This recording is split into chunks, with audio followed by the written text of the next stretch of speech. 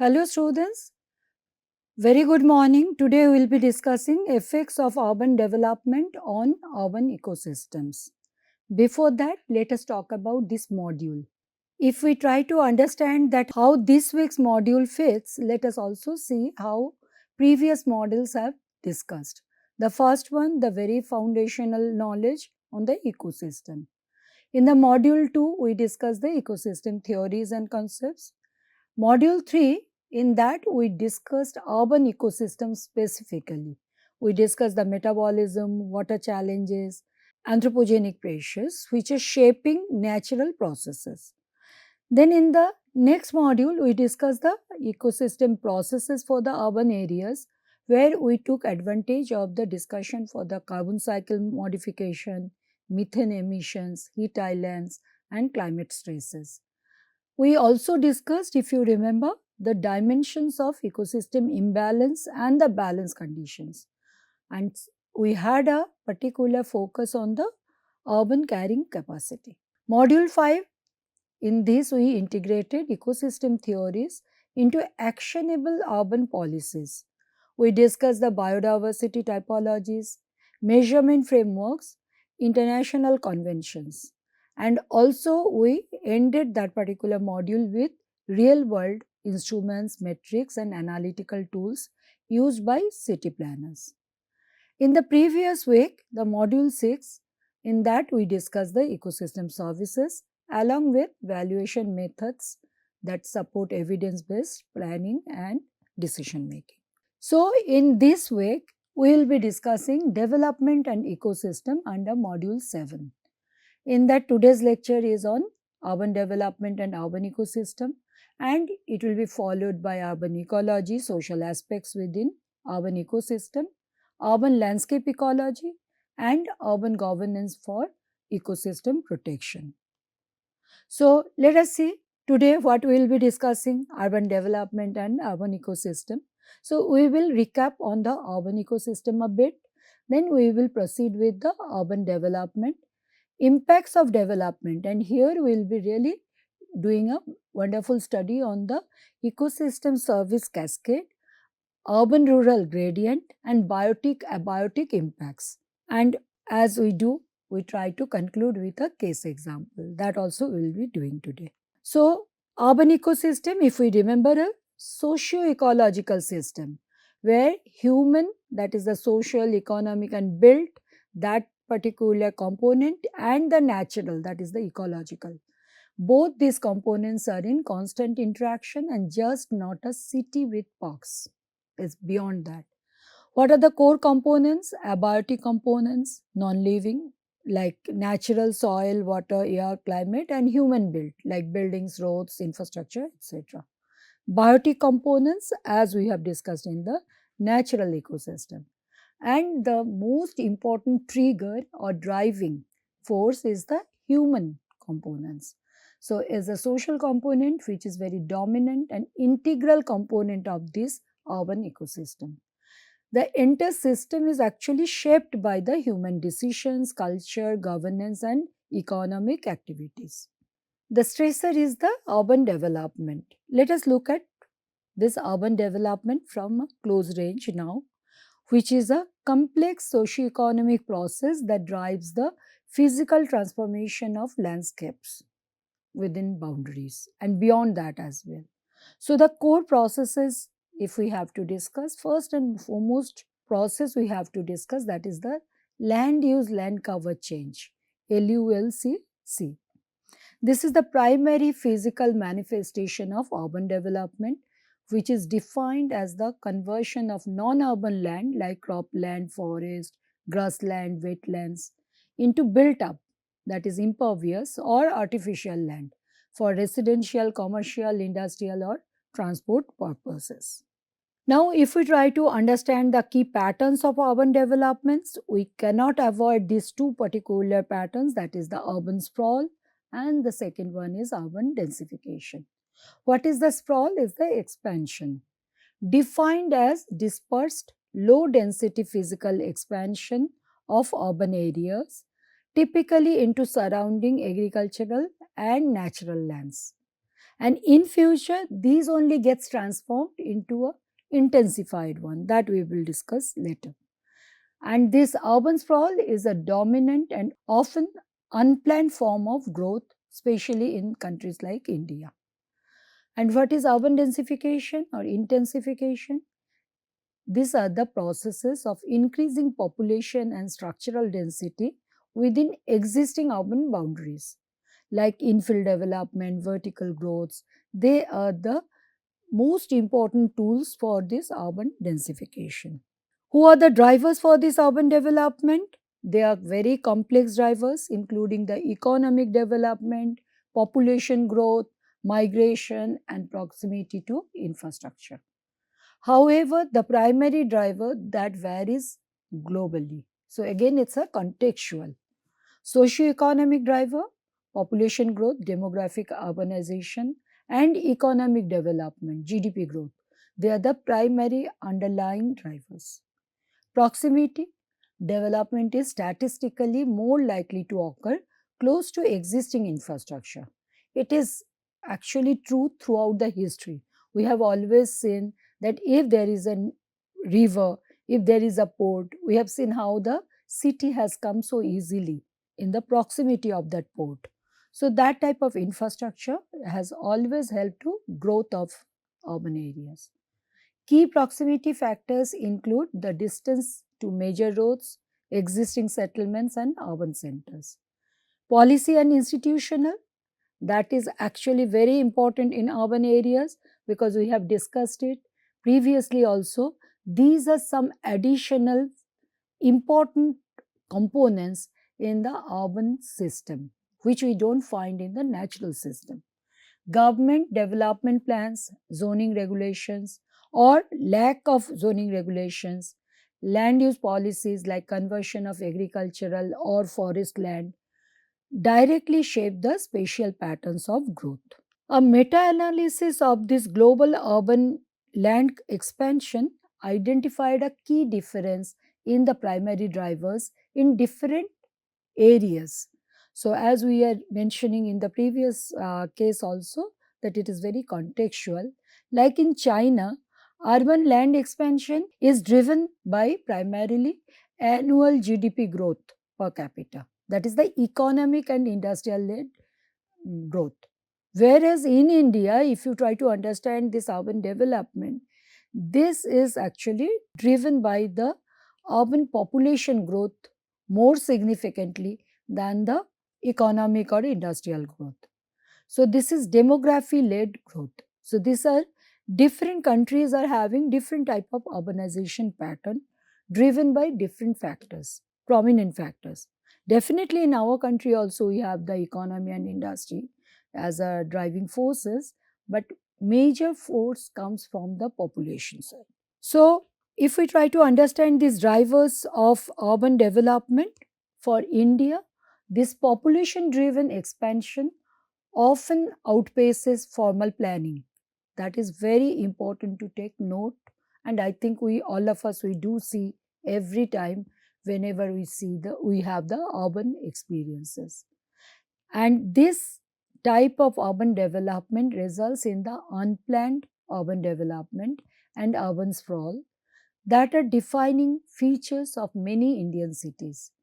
This unplanned nature is a root cause of the severe ecological degradation as well.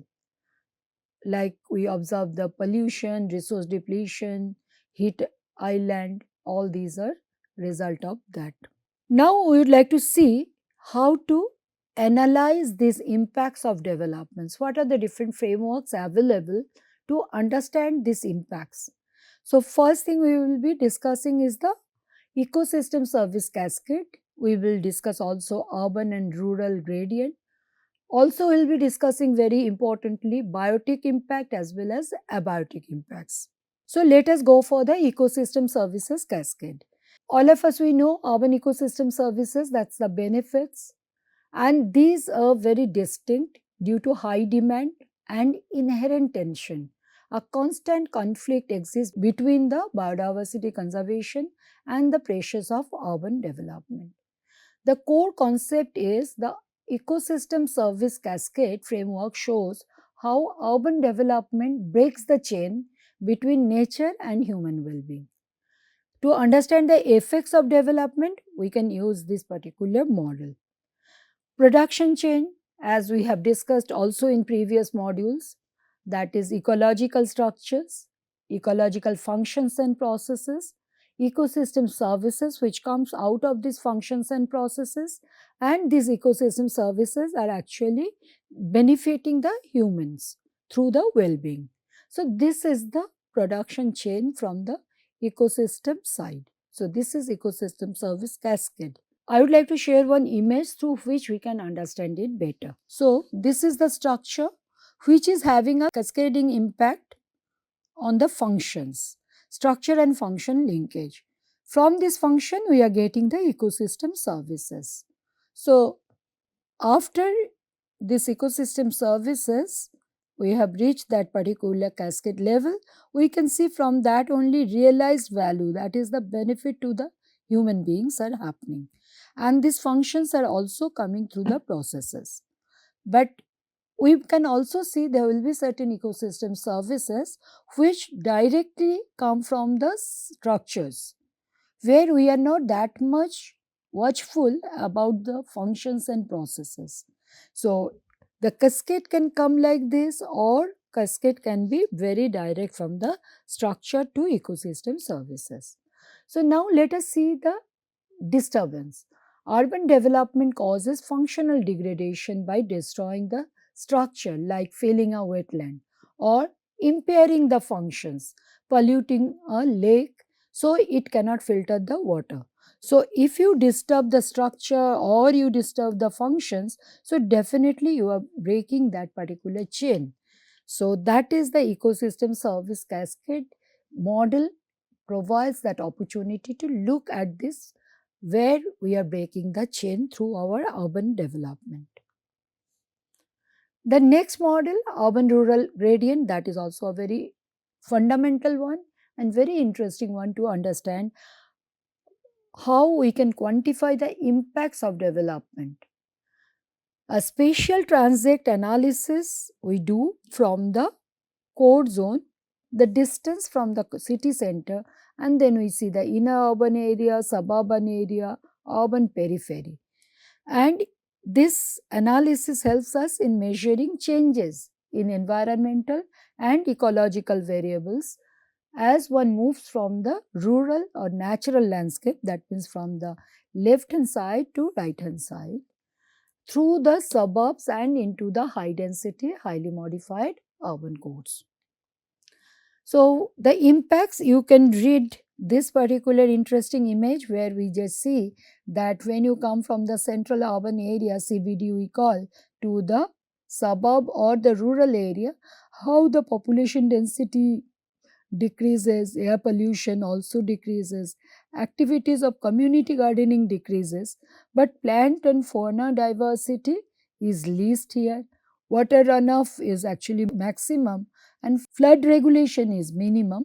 So likewise we can see this particular gradient how it can really help in understanding the impact. We can look at the abiotic factors like UHI effect, perviousness, etc. We can look at the biotic factor as well, like habitat patch size, connectivity, and the species composition change. Now we will be looking at the biotic impacts: habitat loss and fragmentation, species replacement, and biotic homogenization. So, first thing we will be discussing the habitat loss and fragmentation. So, these are the impacts of urbanization on the biotic components. So, the habitat loss, as we understand, the complete conversion of natural habitats to urban land use. This is the primary cause of local extinction, as it eliminates the majority of native species from the converted zone. And urbanization is often a permanent form of habitat loss, unlike agriculture, which can undergo succession. So, that is something we need to really take a note of. What is fragmentation? This is a process by which remaining habitat is broken down into smaller, more numerous and more isolated patches.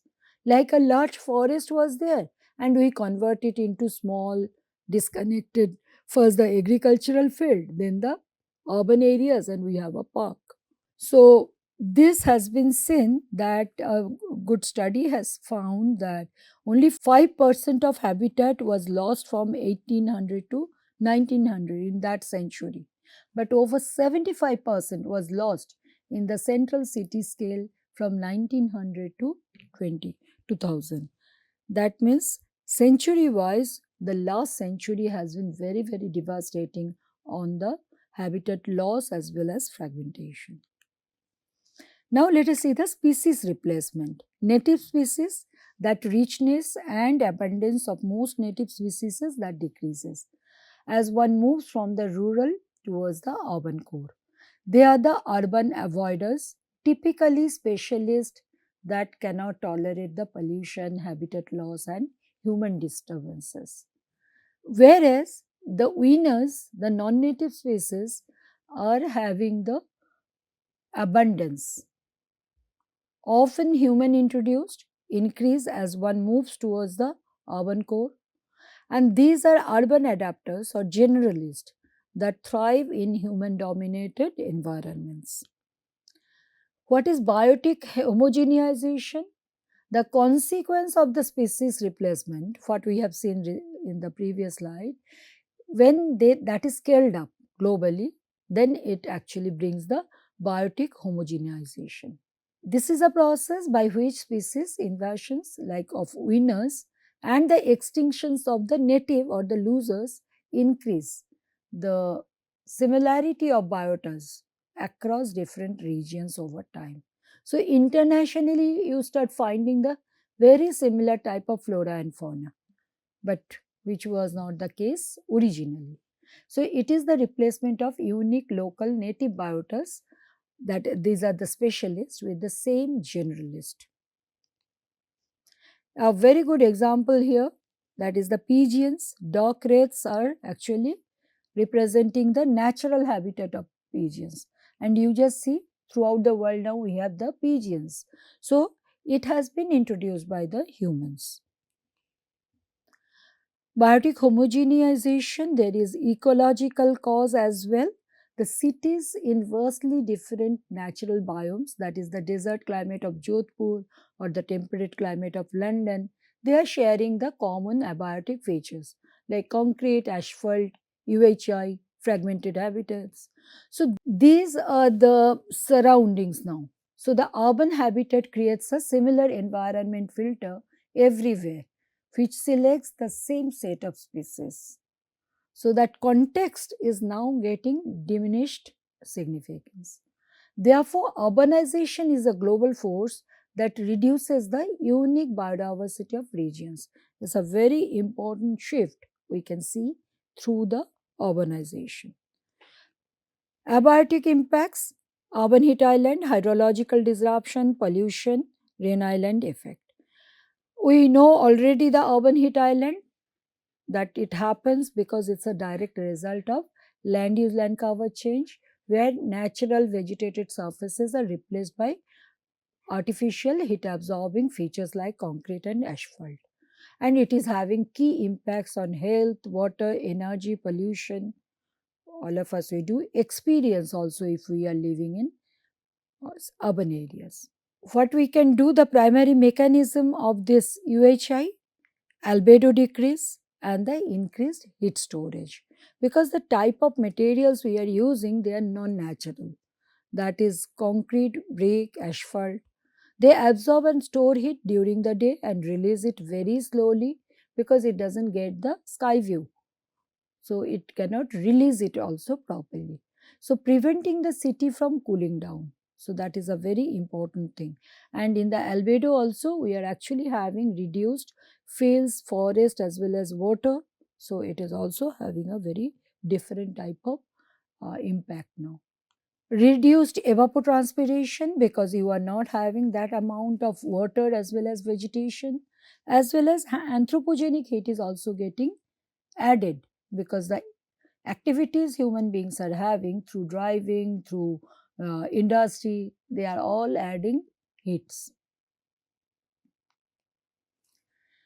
UHI is not uniform across the city. Its intensity varies based on land use, creating a distinct thermal profile. We always go for a local climate zone study and we try to understand them. And we can see that urban core shows up from the periphery to the urban core. We see there is a progressive increase in the nighttime temperature. The temperature peaks in the most densely built up areas, urban core, and crucially, large urban green spaces like parks and water bodies, they create the cool islands. So this demonstrates that UHI is a direct function of land cover, where natural land is replaced and it gets hotter, where it is preserved, it stays cooler. Now we'll be discussing in the very similar way hydrological disruption. I know we have discussed it in our previous modules as well, but it is important to bring them back. I will only go for the contrast between the natural and urbanized. The before state, that's the natural catchment, has a high rate of infiltration. Evaporation rates are very high and low levels of surface runoff. So, water is flowing very slowly. Whereas the urbanized catchment is having drastically reduced infiltration. Water is blocked by pavements and it is also having drastically increased surface runoff, both in volume and velocity. So, what are the impacts? Urban flooding, the massive increase in surface runoff in volume and speed overwhelms conventional engineered drainage systems. And this is a primary cause of frequent and severe urban flooding. And also, the other impact is the groundwater depletion. The massive decrease in infiltration prevents the recharge of groundwater aquifers, and this contributes to groundwater depletion, a critical issue in most of the Indian cities, especially during the summer season. We will also talk about the abiotic impacts like water pollution, air pollution, polluted runoff containing heavy metals, oil, nutrients, and sediments, and that is getting discharged into the local rivers and lakes. That is really causing a very, very intense water pollution. Similarly, air pollution. Probably we need not really discuss it again and again, but we can experience it in our own lives. Every time Delhi like cities are coming in the news for this air pollution. Soil pollution, probably we discuss it less, but that is also strongly getting impacted by urbanization. Urban soil often act as a sink for decades of contamination. Soil sealing, that is covered with the impervious surface, is the most extreme impact. It cuts the soil off from water and air, effectively destroying all soil-based ecosystem services like infiltration, carbon sequestration, and if you remember the decomposition part, then also you can easily link it. So, with this, we would like to come to the very interesting fact of the rain island effect. This UHI, this pollution, they together creating this different type of atmospheric instability. And they are leading to intense precipitation. We call it rain island effect. It is more intense rain than falls onto the city's highly impervious surfaces. This rain is actually creating further exacerbated flash floods. Now we'll be coming to the case example, and we have one very good case example which we know dearly, that is Chennai. Land use, land cover change is the primary driver, and we could see that some of the studies are saying 35% of its water bodies and 55% of its vegetation that the city has lost during last 10 years only. And built up area grew over 40%. The victim, many. One of the victim is this particular Pallikaranai marsh. This is one of the last remaining freshwater marsh ecosystem in South India, located within Chennai. The marsh is a critical ecosystem providing vital flood mitigation, acting as a giant sponge. water purification and biodiversity habitat are the other benefits which we get from it. How it got impacted? It has been fragmented by roads, used as a massive municipal wisdom, and heavily encroached upon by development. So the impacts we can see: impervious surfaces, fragmented habitats, removes the vegetation and release pollution. The degradation in the functional side, we can see the structure is degraded and the functions, infiltration, cooling, habitat. So as a result, city is suffering a net loss of critical ecosystem services, like loss of regulating services leads to increased flooding. Now Chennai is almost every alternate year is in the news for this flooding. We are also losing the supporting services, which is leading to a decline in habitat quality and biodiversity. So, if we try to summarize it, we can say it's a cycle of manufactured vulnerability. These impacts of developments are not isolated, but they create cascading failures and feedback loops. Unplanned population driven development systematically destroys critical regulating services like natural sponge or drains in a bid for short term land conversion. And this development manufactures its own vulnerability. The city destroys its own natural defenses against hazards like floods and heat waves. And we can see, like in this particular case, urban heat island is inviting the rain island, which is actually bringing intense rain on the impervious surfaces and more severe floods. That's the result. So that's the way we can look at the urban areas and the impact. So today we have discussed urban ecosystem and ecosystem services, urban development, impacts of development through three different verticals: ecosystem service cascade, urban rural gradient, and biotic and abiotic impacts. So through them we can actually quantify the impacts as well. And we ended with the Chennai case example. So let us see the reference list. Thank you.